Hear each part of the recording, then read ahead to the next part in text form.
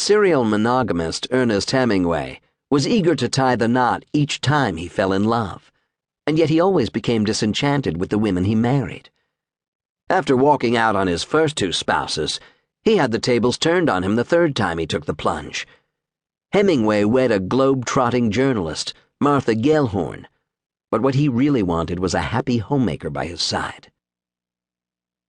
Martha Gellhorn's willingness to venture into danger zones was one of the things that attracted Ernest Hemingway to the sassy blonde journalist when they met in 1936.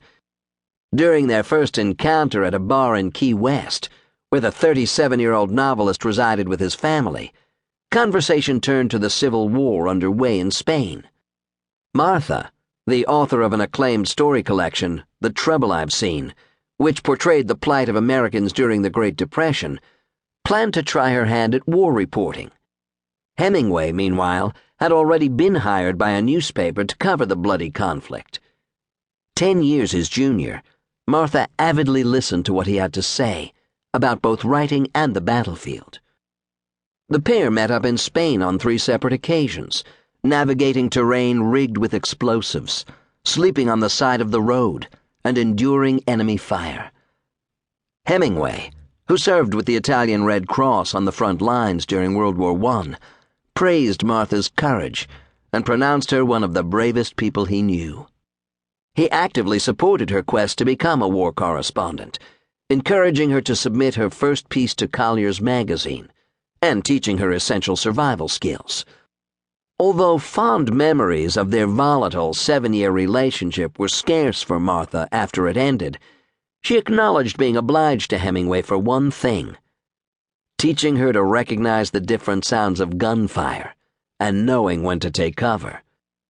While they were lodging at a Madrid hotel, Hemingway got a taste of Martha's temper. After the place was bombarded, she tried to leave her room and found the door was locked from the outside. When Hemingway finally turned up, he admitted he had done it to protect her from the pimps and drunks milling around, thinking they might mistake her for a prostitute. Instead of seeing Hemingway's overprotective behavior as a sign she should flee, Martha slept with him for the first time 2 weeks later, her feelings driven more by hero worship than love or lust. She later claimed he was a ghastly lover, and sometimes greeted her at the door with his pants down and ready for a romp. As Hemingway zealously pursued Martha in Spain, and later stateside, he was maneuvering to get rid of the woman standing in the way of his happiness, his wife of 10 years, Pauline Pfeiffer. But she was not as amenable to letting the philanderer off the hook as his first wife, Hadley Richardson, had been.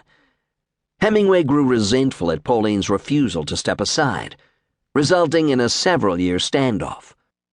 The writer's increasingly callous behavior toward his wife included spending long stretches away on fishing expeditions and in Cuba, where he set up house with Martha.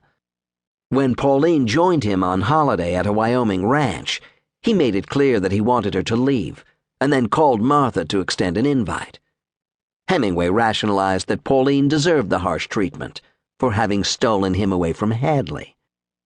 At the time Hemingway's marriage to Pauline was unraveling, and his affair with Martha heating up, he finished his novel To Have and Have Not, in which a female character tellingly hypothesizes that men can't be expected to be monogamous. They aren't built that way. They want someone new, or someone younger, or someone that they shouldn't have. You can't blame them if that's the way they are, she reasons. Women have a bad time, really. The better you treat a man and the more you show him you love him, the quicker he gets tired of you. Unlike Hemingway, Martha was in no hurry to tie the knot. I think living in sin is wonderful. We are now on our 4th contented year, she confided to a friend, less than 3 months before she became the latest Mrs. Hemingway. A fed-up Pauline had finally acquiesced to a divorce, thrusting the now famous writer's love life into the national news. His split from Pauline in November